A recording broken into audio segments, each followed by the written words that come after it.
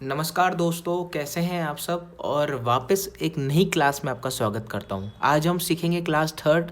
और class third में हम जो टॉपिक्स कवर करेंगे वो ये 3 टॉपिक्स और प्लस एक एडिशनल टॉपिक भी मैं लेकर आया हूं। वो है आपका कि जितने भी प्लैनेट्स हैं उनका आपस में रिलेशन कैसा है। ठीक है। दूसरी बात, एग्जॉल्टेड, कंबस्टेड और डेबिलेटेड ग्रह क्या होता है ये भी मैं आपको बताने वाला हूँ। तो स्टार्ट करते हैं हमारी क्लास। सबसे पहला टॉपिक कि किस ग्रह का किससे क्या रिलेशन है वो जानना ज़रूरी है, क्योंकि टोटल हमारे जो 9 प्लैनेट्स हैं तो वो ऑब्वियसली बात है आपस में शत्रु भी हैं, आपस में परम मित्र भी हैं। ठीक है। सो आपके सामने एक चार्ट पेश कर रहा हूँ, आप देखिए।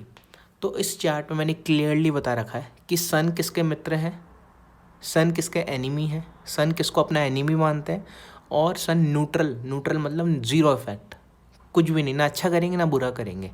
ठीक है। तो इस लिस्ट आप ध्यान से पढ़िए। ठीक है। आप इसको मैं आपको पीडीएफ में भी आपको भेज दूंगा। ठीक है। तो आप उसमें देखिए आराम से कि सन के साथ जो भी ग्रह अच्छे टर्म्स रखते हैं वो कौन से हैं, बुरे टर्म्स रखने वाले ग्रह कौन से हैं, और न्यूट्रल रखने वाले कौन से हैं। सारे ग्रहों का मैंने दिया हुआ है। राहु और केतु का सेम रहता है, because we all know that कि राहु केतु सेम ही होते हैं। जस्ट राहु का एक हिस्सा ही है केतु, तो उनका भी वही रिलेशन रहेगा जो राहु सबके साथ रखते हैं। ठीक है। तो ये था एक छोटा सा पॉइंट जो आपने देख लिया। अब हम आगे बढ़ते हैं। ठीक है। लेट्स टॉक अबाउट डेबिलेटेड ग्रहs। ठीक है। हम बात कर लेते हैं कि डेबिलेटेड ग्रह क्या होते हैं। ठीक है। तो आज का जो हमारा टॉपिक है वो है डेबिलेटेड ग्रहs। ठीक है। ठीक है। तो डेबिलेटेड ग्रह वो ग्रह होते हैं जो हमारी कुंडली में नीच के हों। ठीक है। और नेगेटिव प्रभाव के हों। अब हम कैसे डिटरमाइन करेंगे। ठीक है। तो बहुत इजी है। मान लीजिए सन 7th राशि में है, 7 नंबर राशि में है, जो कि है हमारी तुला राशि। ठीक है। तो वहाँ पे वो नीच के हो जाते हैं। ठीक है। मैं आपको चार्ट बनाकर बहुत अच्छे से समझाता हूँ। ये देखिए, ये मैंने चार्ट बनाया।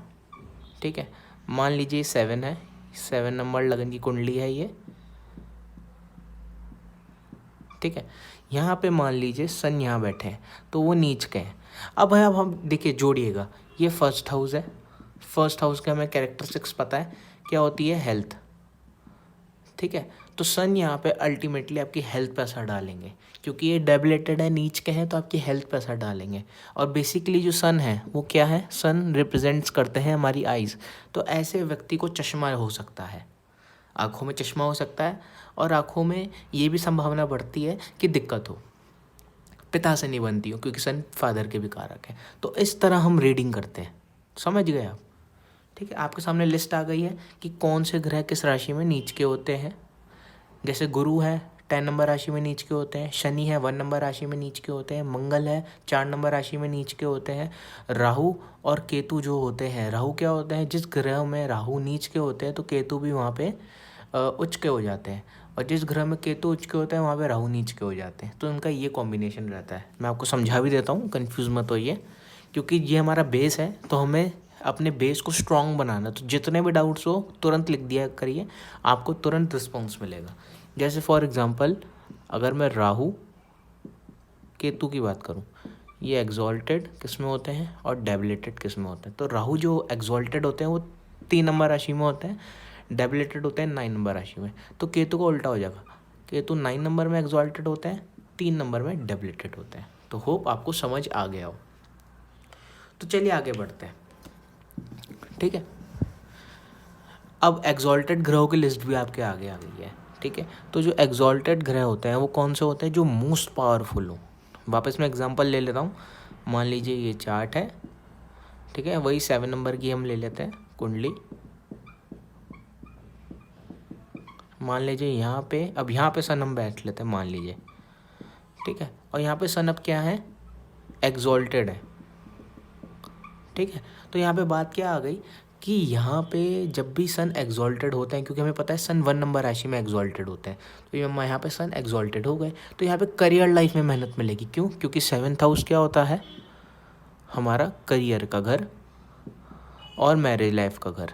लिस्ट। तो मैरिज लाइफ में वो अच्छे नहीं रहेंगे। एज यू ऑल नो कि सन की खुद की मैरिज लाइफ बहुत ख़राब थी। इस कारणवश सन जब भी 7th हाउस में बैठता है तो दाम्पत्य जीवन में, मैरिज लाइफ में दिक्कत दे देते हैं, डिफरेंस ऑफ ओपिनियन, मिसकम्युनिकेशन, और आपको इतनी इंपॉर्टेंस नहीं दी जाती है। ठीक है। अब यहाँ पे करियर लाइफ में बहुत मदद कर देंगे। अगर आप कंसल्टेंसी लाइन में जाएंगे तो वहाँ पे आपको बहुत अच्छी पद दे देंगे, एक अच्छा, आपको कहते हैं ना कि एक डेजिग्नेशन दे देंगे, आपको एक अच्छा करियर दे देंगे। तो यहाँ पे लिस्ट है, आप देख सकते हैं कि कौन सा ग्रह कहाँ उच्च का होता है। मंगल 10 नंबर में उच्च के होते हैं, शनि 7 नंबर राशि में उच्च के होते हैं, चंद्रमा 2 नंबर राशि में उच्च के होते हैं। बात करें राहु, तो राहु मैंने आपको बताया 3 नंबर राशि में उच्च के होते हैं। ठीक है जी। तो इस तरह हमारी गणित चलती रहती है।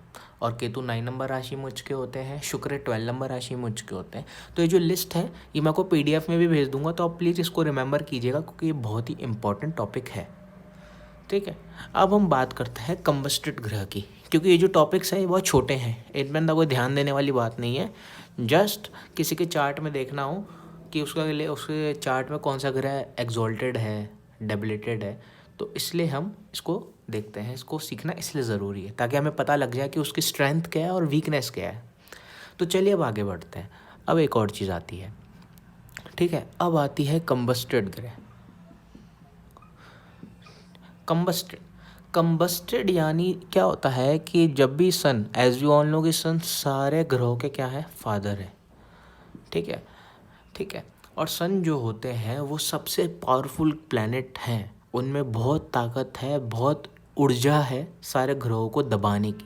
तो मान लीजिए किसी के चार्ट में आप सन के साथ कोई अन्य ग्रह देख लेते हैं, कोई भी प्लैनेट, फॉर एग्जांपल मैं मरकरी ले लेता हूँ। ठीक है। तो सन क्या करते हैं, कोई भी ग्रह हो, उनका फ्रेंड हो, उनका दुश्मन हो, कोई भी हो, उसको वो कंबस्ट कर देते हैं।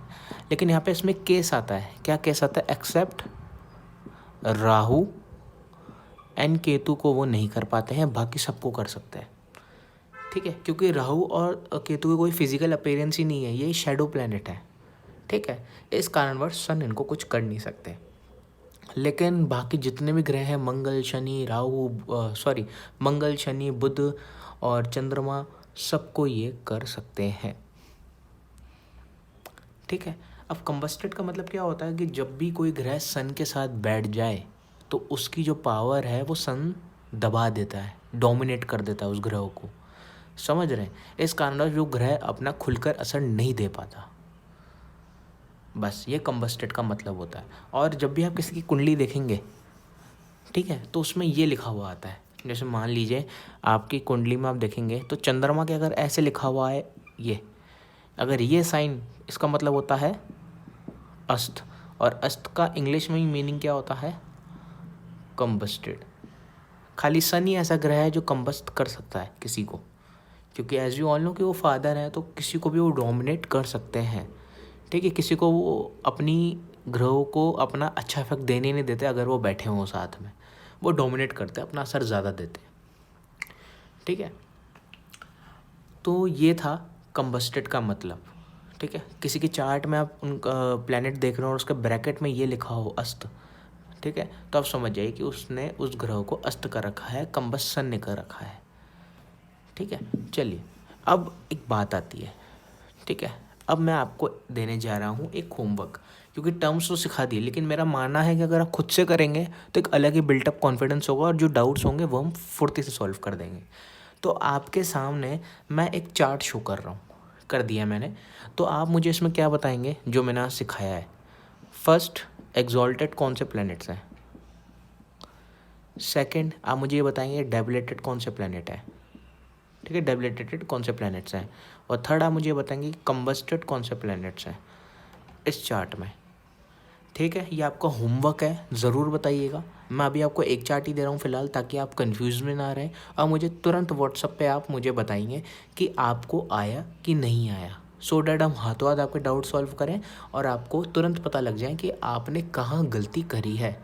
क्योंकि ये बेस है हमारा, तो मैं चाहता हूँ कि हम इसमें कोई भी लेज़ीपन ना दिखाएं। आप इसको तुरंत देख लीजिएगा वीडियो को, और जो भी डाउट्स हो फुर्ती से मुझे भेजिएगा, पर्सनली आप मुझे भेजिए, सो डैट मैं आपको असिस्ट कर पाऊँ। ठीक है।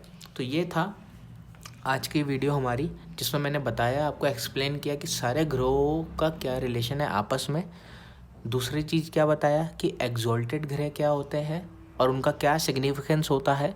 एग्जॉल्टेड ग्रह हम इसलिए देखा जाता है ताकि हम किसी के चार्ट में उनकी पावर बता सकते हैं, स्ट्रेंथ बता सके कि हाँ तुम्हारा ये ग्रह बहुत ही अच्छा है। सेकंड, हमने डेबिलिटेड ग्रह पढ़ा कि डेबिलिटेड कौन से होते हैं, नेगेटिव ग्रह होते हैं, ठीक है। और इसके बताने का क्या रीज़न है, डेबिलिटेड हम क्यों बोलते हैं, क्योंकि अगर वो नेगेटिव प्लैनेट है तो उसके उपाय करने चाहिए so that it becomes neutral और हमको कोई तकलीफ़ ना दे।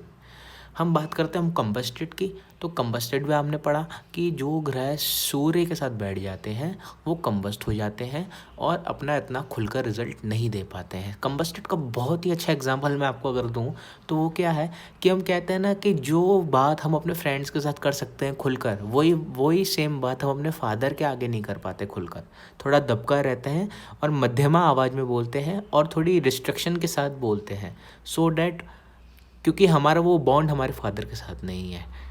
सिमिलरली इन ग्रहों के साथ भी ऐसा ही है, जब भी ये सूर्य के साथ बैठते हैं तो इतना खुलकर इफेक्ट नहीं दे पाते हैं, ठीक है जी। तो ये मैंने आज आपको बताया एक्सॉल्टेड, डेबिलेटेड और कॉम्बस्टेड। होप आपको वीडियो अच्छी लगी हो। प्रैक्टिस करिए, होमवर्क बताया मैंने आपको दे दिया है। होमवर्क देने का पर्पज़ यही है ताकि आप खुद से प्रैक्टिस करें, आपको थोड़ा बिल्टअप हो जाएगा कॉन्फिडेंस कि हाँ आपको भी आ रहा है, ठीक है। किसी के चार्ट को आप देखेंगे तो आप बता सकते हैं कि हाँ ये कंबस्टेड है, ये डेविलेटेड है, ये एक्सॉल्टेड है। तो चलिए क्लास को एंड करते हैं और क्लास 4th भी जल्द आएगी। जल्दी से जल्दी मुझे इस क्वेश्चन का आंसर आप व्हाट्सअप करिए। तब तक के लिए बाय बाय।